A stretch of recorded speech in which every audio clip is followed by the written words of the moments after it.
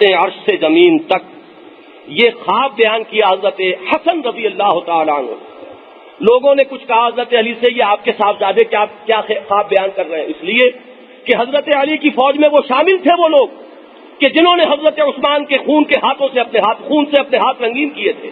اب ان کے لیے تو یہ خواب جو ہے یہ موت کا پیغام تھا۔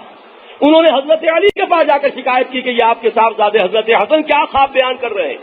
حضرت علی کا قول رضی اللہ تعالی عنہ، انہوں نے فرمایا اس نے جو دیکھا ہے وہ بیان کر رہا ہے، میں کون ہوں اس کو روکنے والا۔ تو یہ ہے وہ معاملہ کہ حضرت عثمان کی وہ شہادت وہ در حقیقت وہ فتنۃ الکبریٰ کا دروازہ تھا۔ 84,000 مسلمان پھر ایک دوسرے کی تلواروں سے قتل ہوئے ہیں، ایک دوسرے کی جانیں انہوں نے لی ہیں، اور جیسا کہ میں عرض کر چکا ہوں وہ شہادت علی الناس، لوگوں پر دین کی گواہی دینا اور پیغام رسالت محمدی کو آگے پہنچانا، اس کا عمل جو ہے رکا رہا پورے عہد خلافت میں حضرت علی رضی اللہ تعالیٰ عنہ۔ اس کے بعد حضرت حسن کی خلافت ہے 6 مہینے، پھر حضرت معاویہ آتے ہیں رضی اللہ تعالیٰ عنہ۔ یہاں میں جو بات چاہتا تھا اور جس کا میں نے کل پچھلی مرتبہ اعلان بھی کیا تھا، یہ سارے فتنے جو ہیں یہ دور فتن ہے۔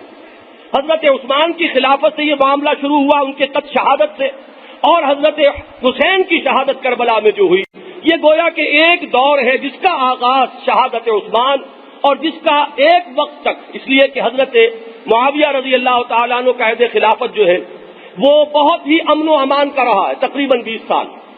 اس کے بعد یہ واقعہ پیش آ گیا، اس کے بعد بھی پھر بنی امیہ کی خلافت جو ہے ایک طویل عرصے تک بڑی مستحکم خلافت رہی۔ یہاں صرف میں یہ بتانا چاہتا تھا یہ فتنے اصل میں کس کے اٹھائے ہوئے تھے۔ ہمارے ہاں بدقسمتی سے کچھ لوگ حضرت عثمان پر تنقید کر دیتے ہیں معاذ اللہ، اور کچھ جواباً حضرت علی پر تنقید کرتے ہیں معاذ اللہ۔ ان دونوں کے بارے میں یہ بات جان لیجئے کہ یہ در حقیقت دشمنوں کا کام کر رہے ہیں۔ صحابہ کو بنانا ہدف اپنی تنقید کا یا ان کی نیتوں پر کہیں جا کر حملہ کر دینا، یہ جان لیجئے کہ نابک نے تیرے سید نہ چھوڑا زمانے میں یہ بات کہاں تک جاتی ہے۔ اگر محمد الرسول اللہ صلی اللہ علیہ وسلم کے صحابہ یہی تھے اور یہ آپ کے قریب ترین صحابہ ہیں، حضرت علی بچپن سے حضور کی گود میں کھیل رہے ہیں، پروان چڑھ رہے ہیں، حضور کے گھر میں تربیت پا رہے ہیں۔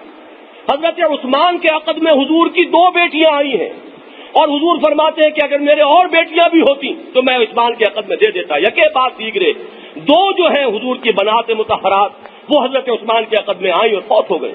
حضرت عثمان کا وہ مقام ہے ذوالنورین، 2 نوروں والے، جن کے حوالہ عقد میں 2 نور آئے، محمد الرسول اللہ کی 2 بیٹیاں آئیں صلی اللہ علیہ وسلم۔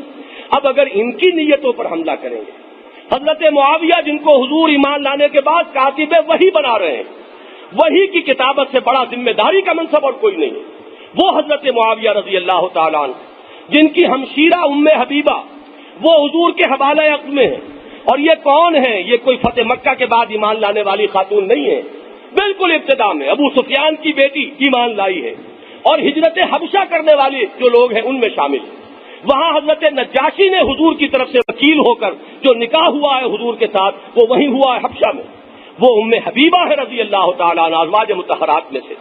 پھر یہ کہ بڑے بڑے صحابہ عمرو بن العاص جو فاتح مصر ہیں، اب ان کی نیتوں پر معاذ اللہ ثم معاذ اللہ اگر حملے کیے جائیں، یا حضرت علی یا حضرت حسین یا حضرت حسن رضی اللہ تعالیٰ عنہم ان کی نیتوں پر کوئی حملہ کرے تو یہ حملہ کس پر ہے؟ یہ حملہ محمد الرسول اللہ صلی اللہ علیہ وسلم پر، اس لیے کہ یہ لوگ حضور کے تربیت دیے ہوئے تھے، حضور کے شرف صحبت سے جنہوں نے فیض اٹھایا ہے، جن کی ساری تربیت کے اندر نبی اکرم صلی اللہ علیہ وسلم کی صحبت تاثیر صحبت جو ہے اس کو دخل حاصل، یہ وہ لوگ ہیں۔ چنانچہ وہ خطبے کے اندر آپ نے اکثر سنے ہوں گے وہ جملے، حضور کے خطبات میں یہ الفاظ آتے اللہ اللہ فی اصحابی لا تتخذوهم من بعدی غرضا فمن احبهم فبحبی احبهم ومن ابغضهم فببغضی ابغضهم۔ اللہ سے بچو، اللہ سے ڈرو، اللہ کے غضب سے بچو، میرے اصحاب کے بارے میں، میرے صحابہ کے بارے میں انہیں ہدف ملامت نہ بنانا، انہیں ہدف تنقید نہ بنانا، ان کی نیتوں پر کہیں حملہ نہ کر بیٹھنا۔ اللہ اللہ فی اصحابی لا تتخذوهم من بعدی غرضا۔ اس کے بعد جو قاعدہ کلیہ بیان کیا حضور نے، من احبهم فبحبی احبهم، جو کوئی ان سے محبت کرتا ہے وہ میری محبت کی وجہ سے کرتا ہے۔ آپ کو معلوم ہے کہ ایک سعادت مند بیٹا اپنے والد کے ملنے والوں کا احترام کرے گا، والد کے فوت ہونے کے بعد ان کا احترام جاری رکھے گا، یہ میرے والد کے ملنے والے ہیں، یہ ان کے دوستوں میں سے ہیں، ان کے پاس اٹھنے بیٹھنے والوں میں سے ہیں۔ اگر بیٹا سعادت مند ہے تو آپ سوچ لیجئے اس کا طرز عمل کیا ہوگا۔ یہ سب روحانی اولاد ہے محمد الرسول اللہ صلی اللہ علیہ وسلم کی، یہ صحابہ کرام۔ تو آپ یہ دیکھیے کہ حضور کا جس کو احترام ہے وہ ان کا بھی ادب کرے گا، ان سے بھی محبت رکھے گا۔ من احبہم فبحبی احبہم، جس کسی نے بھی ان سے محبت کی در حقیقت میری محبت کی وجہ سے محبت کی۔ اور اس کا جو پھر کانورس ہے وہ ہے اصل بات جو سمجھنے کی ہے، من ابغضہم فببغضی ابغضہم، جو کوئی ان سے بغض رکھے گا، ان سے دشمنی رکھے گا، ان سے عداوت اپنے دل میں پالے گا، اسے در حقیقت بغض مجھ سے ہے، دشمنی مجھ سے ہے، مجھ پر وہ یہ اپنا غصہ نکال نہیں سکتا۔ اندر کا اندر جو ان کے خبث بھرا ہوا ہے وہ میری ذات کو نشانہ بنا کر تو وہ نکال نہیں سکتے، میرے صحابہ پر نکال رہے ہیں۔ یہ ہے وہ قاعدہ کلیہ، اس کو ذہن میں رکھیے، وہ چاہے ادھر کے لوگ ہوں چاہے ادھر کے لوگ ہوں۔ جو شخص بھی شرف سے صحابیت کو مجروح کرتا ہے اپنے قول سے، اپنے عمل سے، کسی اشارے سے، کنایے سے، وہ جان لیجئے کہ وہ در حقیقت حملہ کر رہا ہے ذات محمدی پر علیہ صاحب الصلاۃ والسلام۔ پھر سوال پیدا ہوتا ہے تھے کون یہ؟ اتنا بڑا فتنہ کیسے اٹھا؟ اس فتنے کا سلسلہ کیوں دراز ہوا؟ یہ جان لیجئے یہ سازش، یہود کی سازش۔ میں نے جیسے کہ وہ الفاظ آپ کو سنائے تھے کہ ایک مقام پر کسی لکھنے والے نے لکھا ہے کہ that is the end of Greek bravery but not of Greek treachery. ایک ہے خدا اور ایک ہے دھوکہ اور فریب، وہ اور ہے اور بہادری اور ہے۔ اللہ تعالیٰ کے دین نے جب فتح حاصل کی، محمد الرسول اللہ صلی اللہ علیہ وسلم کو جب غلبہ حاصل ہوا، تو وہ لوگ کہ جن کے دلوں میں عداوت تھی اور بغض تھا وہ وقتی طور پر دبک گئے، لیکن بعد میں انہوں نے وہ خوب سپنا، وہ بغض اور وہ عداوت نکالی، اس کے لیے سازشیں، اس کے لیے سیبوٹاج، اس کے لیے دین محمدی کا حلیہ بگاڑنے کی پوری کوشش۔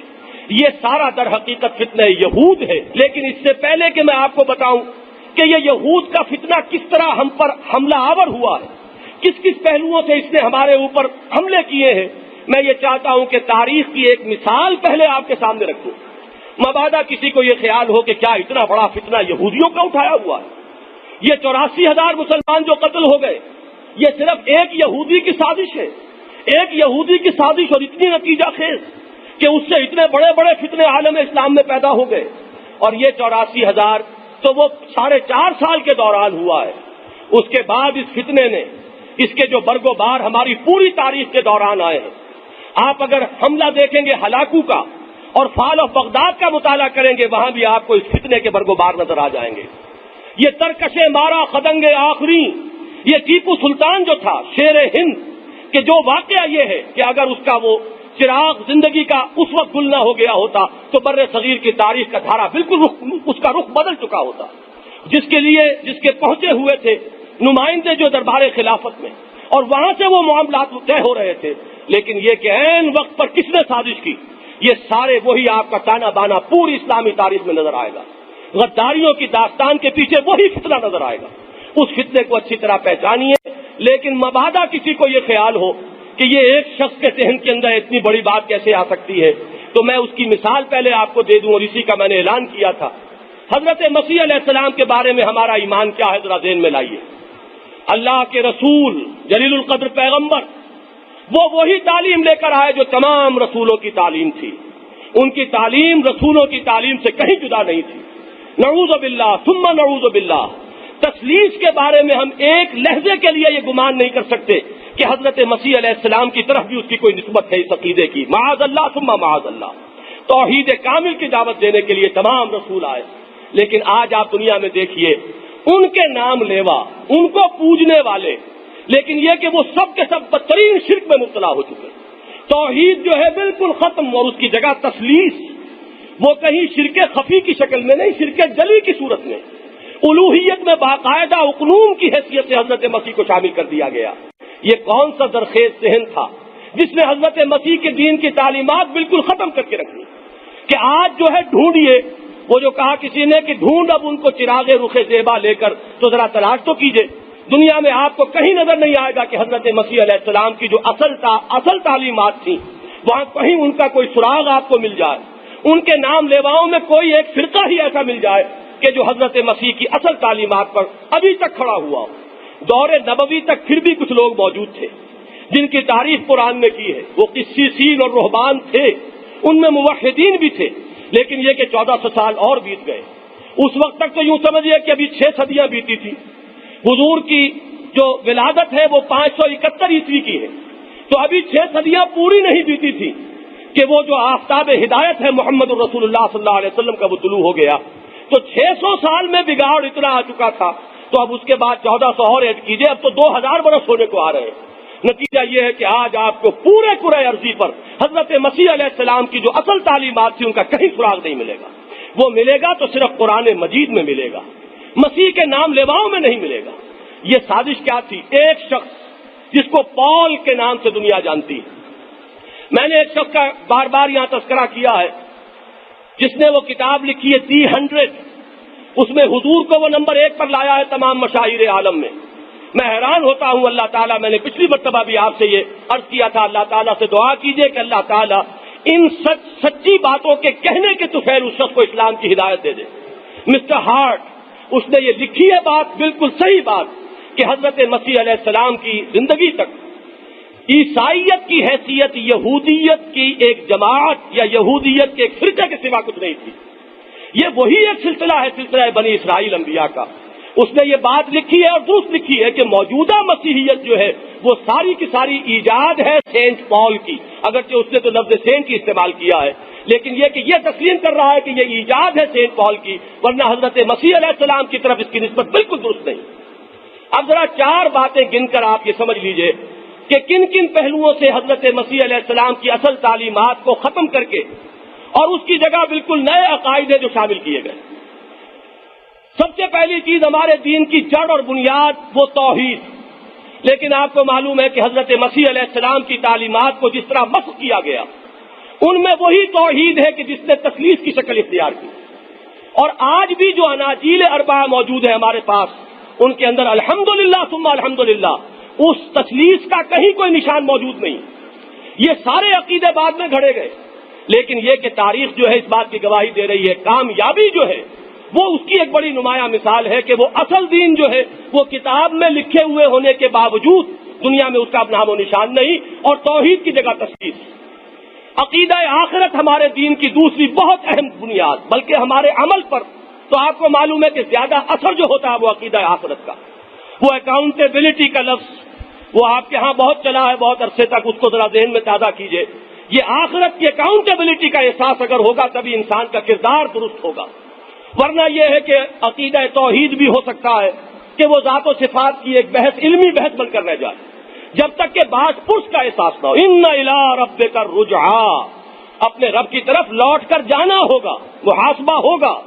اما من خاف مقام ربہ ونہى النفس عن الہوى، وہ شخص کے جو اپنے رب کے حضور میں کھڑے ہونے سے ڈرتا رہا، لرزتا رہا کہ جواب دہی کرنی ہوگی، ایک ایک عمل اور ایک ایک قول کی جواب دہی کرنی ہوگی، یہ عقیدہ آخرت۔ لیکن اس کا جس طریقے سے اس کی تاثیر ختم کی گئی، وہ ٹھیک ہے، ریزریکشن کو مانتے ہیں وہ لوگ بھی، ایک ہے باس بعد الموت، لیکن یہ کہ اس کی تاثیر ختم ہو گئی جب عقیدہ کفارے کا آ گیا۔ جو بھی حضرت مسیح کو مان لے اس کے تمام گناہوں کی طرف سے پیشگی کفارہ حضرت مسیح دے چکے ہیں۔ یہ کھلا لائسنس ہے، کھلی چھوٹ ہے، اب جو چاہو کرو۔ تم نے جب مسیح کو مان لیا، اس کے نام لیوا ہو گئے، تو وہ تو تمہارے تمام گناہوں کا پیشگی کفارہ دے چکے، اپنا خون بہا کر اور اپنی جان دے کر وہ سولی پر چڑھ گئے، تمام ماننے والوں کی طرف سے کفارہ بن گئے۔ آپ اندازہ کیجئے کہ دونوں جو عقیدے ہیں، توحید وہ ختم، عقیدہ آخرت وہ ختم۔ رسالت کے عقیدے کو اس طرح ختم کیا۔ حضرت مسیح علیہ السلام جو رسول تھے، جب وہ الوہیت میں شامل ہوئے، جگہ جو خالی ہوئی تو اب یہ لوگ خود رسولوں کی حیثیت اختیار کر لی۔ یہ آپ کو رسولوں کے مکتوب اناجیل کے اندر اب بھی ملیں گے۔ چوتھا سب سے بڑا حملہ کیا شریعت پر، کہ انجیل میں آج تک یہ الفاظ موجود ہیں سرمن آف دی ماؤنٹ میں، کہ یہ نہ سمجھنا کہ میں شریعت موسوی کو ختم کرنے آیا ہوں، یہ شریعت موسوی ہرگز ختم نہیں ہوگی، میں اس کو پورا کرنے آیا ہوں، ختم نہیں کرنے آیا۔ اب تماشا یہ دیکھیے، دنیا میں یہ تماشے ہوتے ہیں، انجیل موجود ہے، متی کی انجیل موجود، سرمن آف دی ماؤنٹ موجود، اس میں یہ جملہ موجود، لیکن پال نے شریعت کو ساقط کر دیا۔ شریعت اب ہمارے اوپر لاگو نہیں ہے، شریعت موسوی ختم ہو گئی۔ نتیجہ کیا نکلا کہ انجیل میں کوئی شریعت ہے نہیں۔ جب حضرت مسیح خود کہہ رہے ہیں از روح انجیل کہ میں اس شریعت موسوی کو ختم کرنے نہیں آیا، اگر تو وہ ختم ہوتی، منسوخ ہوتی تو نئی شریعت دی جاتی۔ قرآن میں نے آ کر وہ نئی شریعت دی ہے، انجیل میں کوئی شریعت نہیں۔ لہذا اب جب وہ شریعت موسوی ساقی کوئی خلا ہو گیا، توحید ختم، آخرت ختم، رسالت ختم، شریعت ختم، اور ان تمام چیزوں کی جگہ جو چیز لائی گئی وہ ایک حزنیہ، ایک ٹریجڈی، حضرت مسیح کی ذات اور ان کے صلیب اور ان کے سولی چڑھ جانے کے واقعے کے ساتھ ایک جذباتی ایسا ربط قائم کیا گیا۔ جذبات آپ کو معلوم ہے وہ چیز ہے کہ جب یہ جوش مارتے ہیں تو عقل اور خرد جو ہے انسان کی وہ ان کے نیچے دب جاتی ہے، جذبات کا سیلاب آیا، لہذا پورا مذہب جو ہے وہ اب ایک صرف حزنیے، ایک ٹریجڈی کے گرد گھوم رہا ہے۔ میں اس وقت عیسائیت پر تنقید کے لیے یہاں نہیں کھڑا ہوں، جو بات بتانا چاہتا ہوں وہ یہ ہے کہ کس طریقے سے رسولوں کی اصل تعلیمات کو ختم کیا گیا، کس قدر ذہین لوگ تھے جنہوں نے یہ سازشیں کی ہیں۔ حضرت مسیح علیہ السلام کی دشمنی ان کی زندگی میں جس حد تک کی، ان کے رفع سمائی سے پہلے ان کو کافر قرار دیا یہودی علماء نے، انہیں مرتد قرار دیا، انہیں جادوگر قرار دیا، انہیں واجب القتل قرار دیا۔ پیلاٹس پونٹس کے بارے میں تاریخ بتاتی ہے کہ اس نے اپنے ہاتھ دھو لیے تھے، I wash my hands of Christ, اس کے خون سے میں اپنے آپ کو پاک کر رہا ہوں، میں ذمہ دار نہیں ہوں، تمہارے اوپر آئے گا اس کا خون۔ گورنر جو ہے وہ اپنے آپ کو بری کر رہا ہے، لیکن یہودی علماء ایک جلیل القدر رسول کو سولی چڑھوا رہے ہیں۔ اپنی حد تک تو انہوں نے یہ کیا، اللہ نے جو کیا وہ اللہ تعالیٰ کا اپنا فعل ہے، لیکن انہوں نے سولی پر چڑھوا کے دم لیا۔